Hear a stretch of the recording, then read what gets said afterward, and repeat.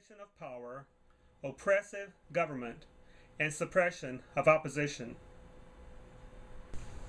I did some further research and learned that the word fascism was coined by Benito Mussolini, the fascist dictator of Italy from 1922 to 1943 and the most notorious ally of Hitler during World War II. Here's what the man who coined the word said about fascism. Fascism should more appropriately be called corporatism, because it is the merger of state and corporate power. Fascism, or corporatism, is when big government and big business are in bed together.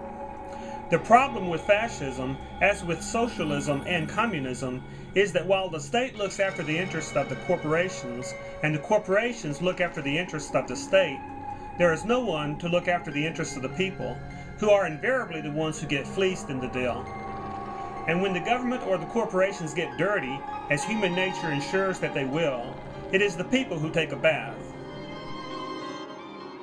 Not clear yet why the FBI would neglect to tell activists that there was a potential assassination plot surrounding them. What we do know is that new documents obtained by the Partnership for the Civil Justice Fund, a U.S. human and civil rights advocacy organization, have revealed that the FBI, the Department of Homeland Security, the U.S. military, and private corporations all cooperated together to monitor and investigate Occupy Wall Street protesters as, quote, domestic terrorists and, quote, criminals. Now, the more shocking revelation, the headline of this story, is that reportedly buried deep within the government file, mentions of a plan to use snipers to assassinate Occupy protesters and the movement's leaders in various cities throughout the country. I approve waterboarding. You bet your ass I'd approve it. You bet your ass. In a heartbeat. In a heartbeat. And I would approve more than that. And don't kid yourself, folks. It works, okay? It works. Only a stupid person would say it doesn't work. It works. It looks like we'll be getting a new Secretary of State and a new CIA director. Not exactly new. They've been around. We know a little bit about who will become the Secretary of State if approved by the Senate, as well as the CIA director. But there's nothing to cheer about. I think it's a big, bold step in the wrong direction. I think it's a sign of bad things coming. I cannot see how a libertarian or a constitutionalist could support these moves and these people moving into this category, and yet we have a Republican conservative administration in many ways cheering it on, about who's going to be the director of the CIA as well as the DOD or Secretary of State. Pompeo, Secretary of State. This is scary stuff. And then when you look at the CIA, I don't think it's much of a victory for America. I don't think it's a victory for civil liberties. I don't think it's a victory for our Constitution. I think it's a big, big setback for the hopes that we've all had. Certainly in Pompeo, who we've known about, here's a couple of things about him. This is our chief diplomat now, who will be. Supports NSA bulk collection on Americans. He opposed shutting down Guantanamo. Defended the CIA after the Senate torture report came out. He said these men and women are heroes, the torturers, named in the report. Adamantly opposed to the Iran deal. And I think we have a quote about bulk collection. Adamantly opposed to the Iran deal. He said, Iran, the world's largest sponsor of terrorism, which is just a lie. It's absolutely not true. And here's what he said about spying on us. Congress should pass a law reestablishing collection of all metadata and combining it with publicly available financial and lifestyle information into a comprehensive searchable database. Legal and bureaucratic impediments to surveillance should be removed. That includes Presidential Policy Directive 28, which bestows privacy rights on foreigners and imposes burdensome requirements to justify data collection. This is not a friend of liberty, Dr. Paul. If that isn't enough to alert the American people, they either have their head in the sand, they don't care, or they endorse this stuff, and it's probably a mixture of things, but much of it is probably apathy. Too many people don't care, and they just let this go. But there'll be people cheering this on, or it wouldn't have happened already, and Trump wouldn't be president if people didn't cheer this on, because as the clip that we had there, this is not brand new. They didn't sneak this in. Yeah. They've had this position. Pompeo, this was discussed a bit when he was up for a CIA director, and it was mentioned, and yet they go along with it. Right now, the question is, for less than principled reasons, there could be a coalition building to have some opposition to these two appointments. Let's hope so. Anything that would delay it and let people think about that, the better it is. So right now it would be much, much better to have delay. And nobody, why would we take a guy that makes a quote like that, which is absolutely, anathema to what Americans should believe in, to the Constitution and working toward peace and what we're supposed to be all about. And then when you talk about torture and they brag about it and think this is a solution, and then they come up and say, torture's supposed to make America great again. Sure. I think what it does, it dehumanizes a nation as well as the people who perpetuate the torture. And yet there's not too much opposition to it.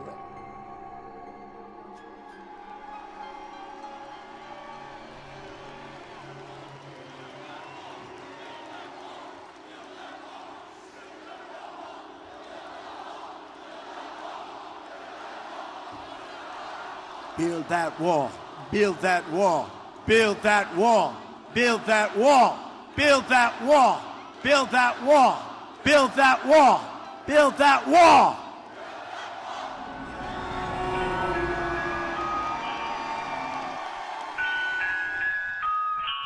A child of ignorance. I was a child of slavery to the needs and wants of Europeans, the Europeans in Canada, those in the United States, the Europeans who control in Mexico and in Central America and in South America. I was a slave of ignorance, born not knowing of the monstrous European crimes. I did not notice, I did not know that I and those who are my people, the so-called Indians, that we are the less than 5% who survived. We survived the massive killings, massacres, savage attacks by Europeans, the biggest Holocaust in the history of humanity. I did not know.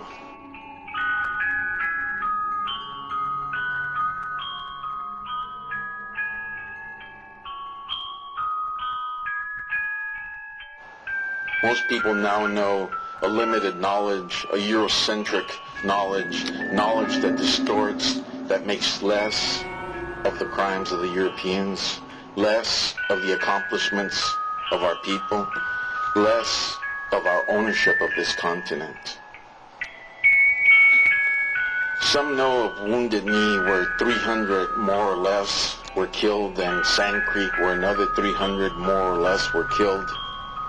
But we all need to know of Tenochtitlan, where 10,000 warriors in unarmed rituals were killed at the hands of dishonorable Europeans. Cajamarca, where 7,000 unarmed warriors were killed at the savage hands of cowardly Europeans with a pretense of peace at the hands of immoral, unethical, savage Europeans. I am still learning every day of crimes committed against my people. I am still learning of accomplishments that we made, of archaeological sites discovered, of our art that has been found. I now know of our great cities, Tenochtitlan, Tlaxcala, and Cholula, all of which were larger than any city in Europe.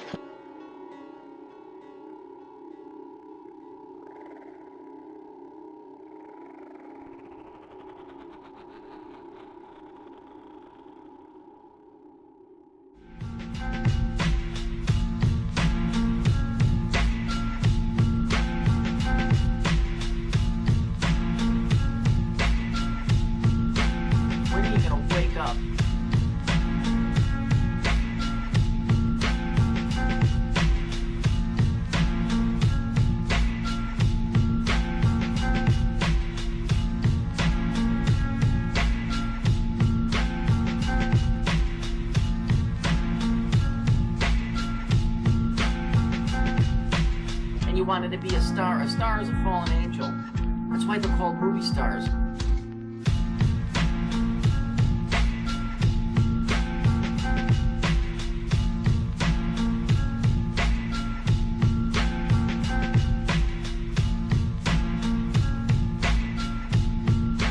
When are you gonna wake up?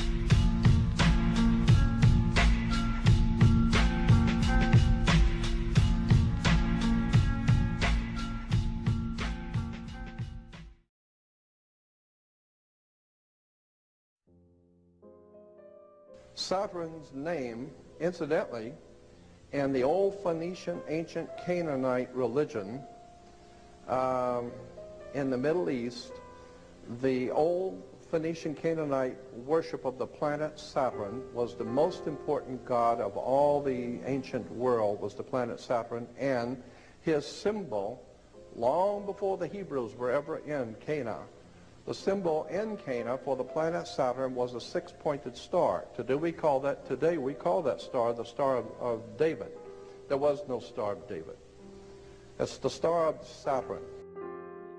The way it seems to work with the three of them that I've noticed is the Vatican is the spiritual control, the city-state of London would be the financial control, and Washington, D.C., District of Columbia, is the physical or militaristic control. Yep, spot on.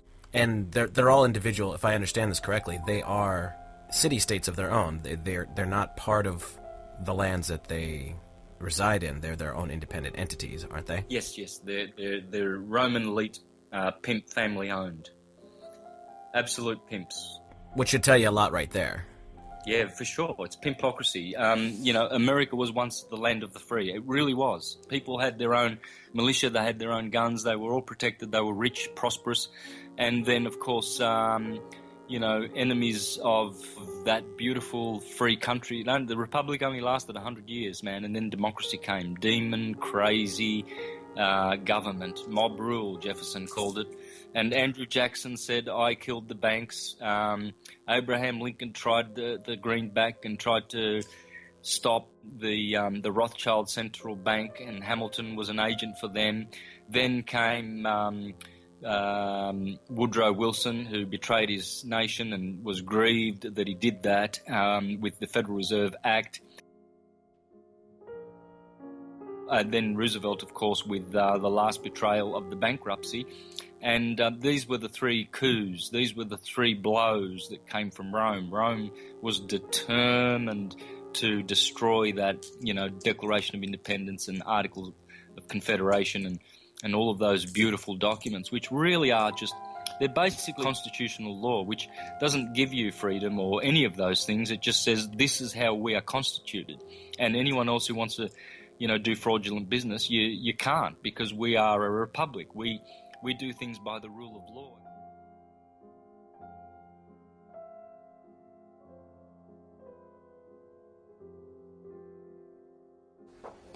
That is 1571, I believe. I don't have the information for that. I forget who was the famous painter. I think that's the Bay of Naples. There's 200 warships there. Do you know who owns those warships? They're on their way to fight against Turkey in 1571, an inquisition, a crusade. That's the Pope's. Look at those ships. That's only a part of the Navy. That has morphed into the US Navy, the Pentagon. They're still doing it. The Inquisition's on, man. It's George Bush and his buddies. They're going for the Pope. That's a sheriff. That's a New South Wales sheriff. That cross is their ecclesiastical duties. They are officers of the Inquisition. This is an officer of the Inquisition, people. He's telling you. Same cross that these Christians, Christopher Columbus, when he landed on the Caribbeans, they wrote letters back to Spain saying there were 3 million people on this island, there's only 200 left. Because Columbus has gone mad, killing people. He was murdering people left, right and centre. They were having an orgy. The Venetians are very good at psychological warfare as well. That if you read Friedrich Schiller's ghosts here, you can see that what you do is you pretend to be people's friends. You find out what they want, what their weakness is, and you give it to them. If they want money, you give them money. If they want sex, you arrange for that. If they want drugs, you arrange for that. Whatever it is they want, their weakness is, you feed them. And then you tell them, okay, I'm doing all this for you and I just need these little favors. And you corrupt them. And you corrupt them until you can control them. And of course, you know what they're doing, so you can always blackmail them if they try to get out of line.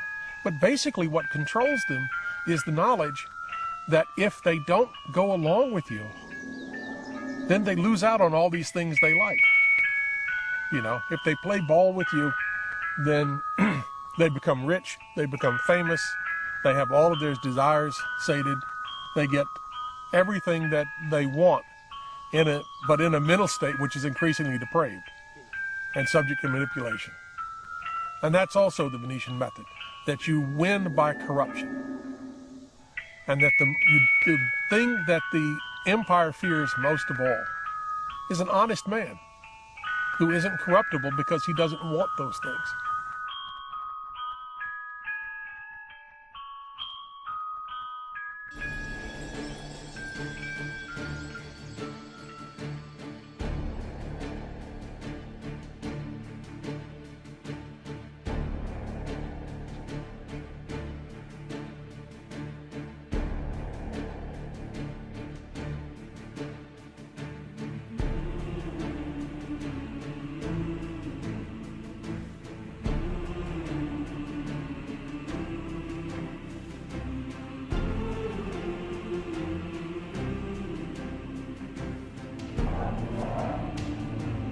From the ashes of World War I, Adolf Hitler attempted to build a sinister new world order. Led by a so-called race of Aryan supermen, spreading a reign of terror unlike any the world had ever known. Many believe the Nazis conjured strange spirits and followed occult practices that had lain dormant in Europe for thousands of years. Now documents prove that their beliefs were based on a perversion of ancient pagan law, a twisting of mythic battles between forces of light and darkness, and a terrifying journey into a world ruled by mystics, madmen, and murderers.